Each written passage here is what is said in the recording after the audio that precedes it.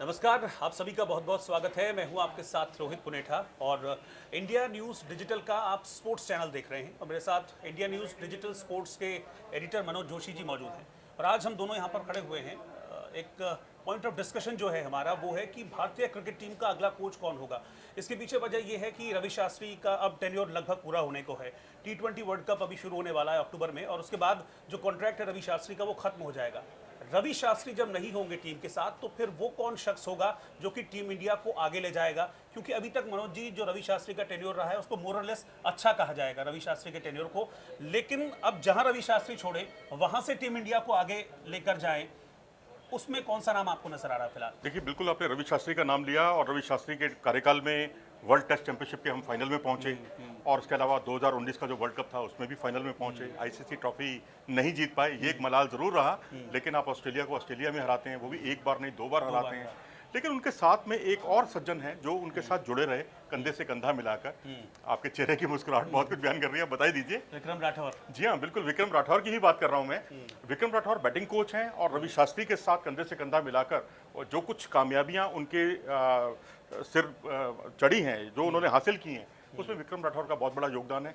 चाहे वो विराट कोहली की बल्लेबाजी हो, रोहित शर्मा की बल्लेबाजी हो, ऋषभ पंत का उभरना हो, इन सबको जो बैटिंग टेक्निक और उनमें जो फ्लॉस थे, कमियां थी, उसको दूर करना, इसमें बहुत बड़ा उनका योगदान रहा है। और सबसे बड़ी बात यह है कि विराट कोहली और रवि शास्त्री दोनों के साथ उनकी ट्यूनिंग बहुत अच्छी है। तो ये आपने ट्यूनिंग की बात की ना, मैं अगला इसी पे आ रहा था, कंपैटिबिलिटी की, क्योंकि हमने देखा था कि रवि शास्त्री से पहले अनिल कुंबले थे, बहुत कम टर्म के लिए वो टीम इंडिया के कोच रहे, लेकिन उनके हटने के पीछे जो बहुत बड़ा रीजन था वो था कैप्टन से कंपैटिबिलिटी उनकी नहीं हो पा रही थी विराट कोहली से। जो चीज़ें पब्लिक डोमेन में आई थी मैं उनका जिक्र कर रहा हूँ।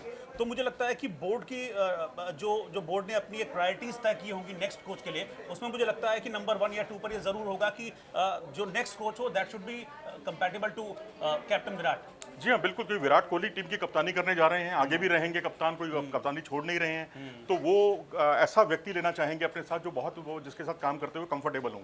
अनिल कुंबले का आपने नाम लिया, कुंबले की योग्यता पर किसी को कोई संदेह नहीं है। टीम के बॉलर बहुत ही भरोसे के बॉलर, उसके बाद ऐसे कोच बहुत काबिल और बहुत दूरदर्शी, और सब कुछ ठीक था, सिर्फ एक ट्यूनिंग की कमी थी। 36 का आंकड़ा था दोनों के बीच में, उसका असर आपने देख लिया। चैंपियंस ट्रॉफी में हम फाइनल में पहुंचे, पाकिस्तान से कभी नहीं हारे थे। आईसीसी ट्रॉफी में हम पाकिस्तान से हारे।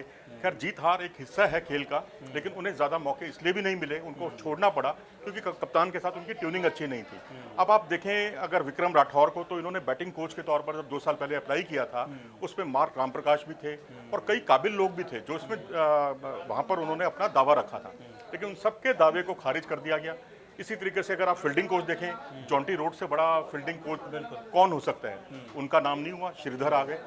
श्रीधर को कोई जानता भी नहीं है, क्योंकि भारत अरुण, श्रीधर, विराट कोहली, इन सब की जो ट्यूनिंग है ना, विक्रम राठौर, वो बहुत कप्तान की ट्यूनिंग के साथ काफ़ी मेल खाती है। मुझे लगता है कि शायद अब जैसा कि 2 साल का वक्त हो भी गया है विक्रम राठौर को as a batting coach team के साथ जुड़े हुए, तो कहीं ना कहीं इसका भी फायदा मुझे लगता है कि उनको भी मिलेगा और शायद मुझे लगता है टीम को भी मिलेगा। और एक और जो बड़ी बात मेरे मन में आ रही है कि उनके अलावा शायद अभी कोई ऐसा नाम है नहीं जो टीम इंडिया की कोचिंग के लिए मुफीद हो, या फिर एक राहुल द्रविड़ हो सकते थे, लेकिन राहुल द्रविड़ अब फ्री नहीं है, एनसीए के लिए वो अप्लाई कर चुके हैं, लेकिन तो राहुल द्रविड़ भी एक अच्छा ऑप्शन हो सकते थे। अच्छे ऑप्शन हो सकते थे, लेकिन फिर राहुल द्रविड़ के विकल्प की तलाश करना मुश्किल हो जाता है उनके लिए। वो एक मुश्किल, क्योंकि वो जिस तरह से कोचेस तैयार कर रहे हैं, जिस तरह से प्लेयर्स तैयार कर रहे हैं, आज आप जो सफलता देख रहे हैं भारतीय टीम की, उसमें जो पर्दे के पीछे के जो अनसंग हीरो हैं वो राहुल द्रविड़ ही हैं। कोच का नाम मैं बाद में लूंगा, पहले उनका आता है, क्योंकि अगर आप देखें ईशान किशन, सूर्य कुमार यादव, ऋषभ पंत, इनकी कला जो है आज इतने ऊपर पहुंची है और भारतीय टीम इतना इन पर भरोसा कर रही है, तो उसमें राहुल द्रविड़ की बरसों की मेहनत उसमें छिपी हुई है। और ऐसी कई यंगस्टर जो इंडिया ए से खेलते हैं, इंडिया ए क्योंकि एक जरिया है भारतीय टीम में आने का, तो उसमें राहुल द्रविड़ की बहुत बड़ी भूमिका होती है। यंगस्टर्स, जूनियर से सीनियर जो आते हैं, उसमें क्या कमियां हैं, कहाँ वो अपनी कमियों को दूर कर सकते हैं। अगर राहुल द्रविड़ कोच बन जाते हैं तो यहाँ ग्रास रूट लेवल पर एक बहुत बड़ी कमी देखने को मिलेगी। और अब आपके पास अब कोच के तौर पर अब आप देखेंगे कभी मोहिंदर अमरनाथ अप्लाई करते हैं, कभी आप देखेंगे संदीप पाटिल अप्लाई करते हैं। तो मुझे लगता है कि टीम के साथ, क्योंकि विक्रम राठौर 2 साल से जुड़े हुए हैं, टीम के हर प्लेयर की नब्ज जानते हैं, कहाँ कमी है, कहाँ उनको सुधारना है, तो मुझे लगता है विक्रम राठौर एक बेहतर विकल्प हो सकते हैं ऑप्शन टीम के साथ। तो मुझे लगता है उनकी दावेदारी बहुत ज्यादा मजबूत भी है, जैसा कि आप बता भी रहे हैं, क्यों ये भी आपने बताया। एक लास्ट क्वेश्चन मैं आपसे ये जानना चाहूँगा कि रवि शास्त्री के रिपीट होने की संभावना है कुछ? मुझे नहीं लगता, क्योंकि अगर ऐसा होता तो ये चर्चा ही ना उठती कि रवि शास्त्री के बाद अगला कोच कौन, और जो उनको बोर्ड से संकेत भी मिल गए हैं इस आशय के। तो मेरे ख्याल से अब रवि शास्त्री बहुत हो गया, अब नया कोच नए इरादों वाला आना चाहिए।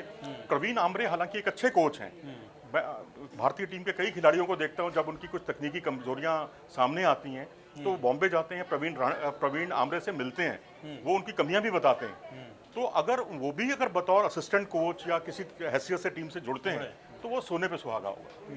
तो यानी कि कुल मिला के अभी जो एक नाम चर्चा में चल रहा है और एक नाम जो टीम के साथ कंपैटिबल भी है, वो कुल मिलाकर विक्रम राठौर का नाम अभी सामने आ रहा है। लेकिन क्योंकि फाइनली बीसीसीआई को फैसला करना है और अभी थोड़ा वक्त है, अक्टूबर में T20 वर्ल्ड कप होने वाला है। वर्ल्ड कप के बाद रवि शास्त्री का टेन्योर पूरा होगा, फिर उसके बाद देखना होगा कि कौन as a coach team India को ज्वाइन करता है और जहाँ पर शास्त्री छोड़ेंगे वहाँ से आगे टीम को ले जाता है। मनोज जी बहुत बहुत शुक्रिया, आपने चर्चा की इस बात के लिए, बहुत बहुत शुक्रिया।